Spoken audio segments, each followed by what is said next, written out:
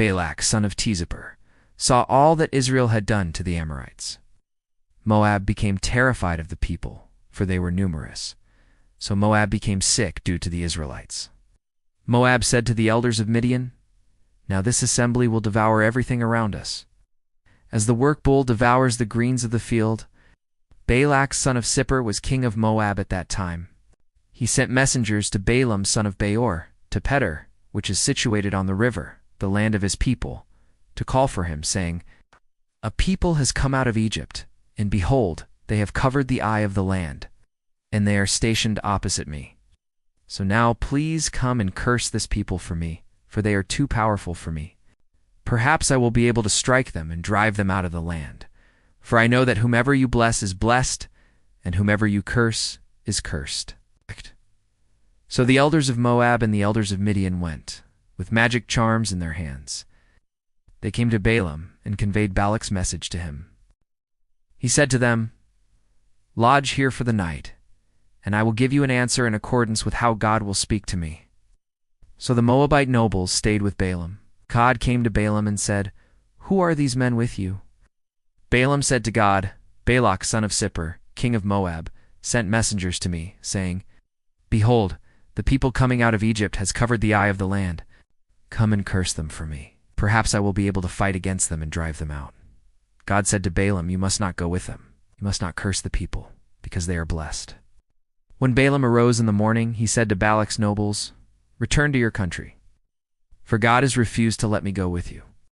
Moab's nobles arose and came to Balak and said, 'Balaam refuses to come with us.' So Balak continued to send dignitaries, more numerous and higher in rank than these. They came to Balaam and said to him, 'So said Balak, son of Zippor, please do not hesitate to come to me, for I will honor you greatly and do whatever you tell me to do. So please come and curse this people for me.' Balaam answered and said to Balak's servants, 'Even if Balak would give me enough silver and gold to fill his house, I can do nothing, neither small nor great. That would transgress the word of God, my God. Now, you two, please remain here overnight, and I will know what more God will speak to me.' God came to Balaam at night and said to him, 'If these men have come to call for you, arise and go with them. But whatever I tell you, you must do.' Balaam arose in the morning and saddled his donkey. He went with the Moabite dignitaries. God became angry because he was going. An angel of God stationed himself on the road to thwart him. He was riding on his donkey, and his 2 servants were with him. The donkey saw the angel of God stationed on the road with his sword drawn in his hand. The donkey turned aside from the road and went into a field. Balaam beat the donkey to get it back onto the road. The angel of God stood in a path of the vineyards, with a wall on one side and a wall on the other side. The donkey saw the angel of God, and she was pressed against the wall. She pressed Balaam's leg against the wall, and he beat her again. The angel of God passed further ahead and stood in a narrow place where there was no room to turn right or left. The donkey saw the angel of God, and she crouched down under Balaam. Balaam became angry, and he beat the donkey with a stick.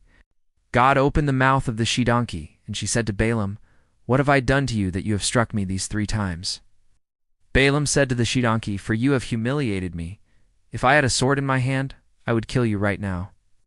The donkey said to Balaam, "Am I not your donkey, on which you have ridden since you first started until now? Have I been accustomed to act like this to you?" He said, "No."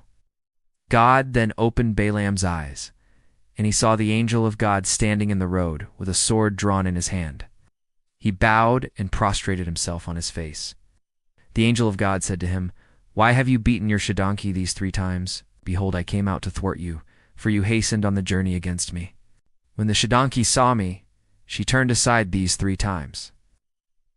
Had she not turned aside before me, I would have also killed you now and spared her." Balaam said to the angel of God, "I have sinned, for I did not know that you were standing on the road before me. Now if it displeases you, I will turn back." The angel of God said to Balaam, "Go with these men, but the word I will speak to you, that is what you must speak." So Balaam went with Balak's dignitaries. When Balak heard that Balaam was coming, he went out toward him to the city of Moab, which is on the border of the Arnon River, and which is at the edge of the border. Balak said to Balaam, "Did I not summon you? Why did you not come to me? Am I indeed incapable of honoring you?" Balaam said to Balak, "Behold, I have come to you.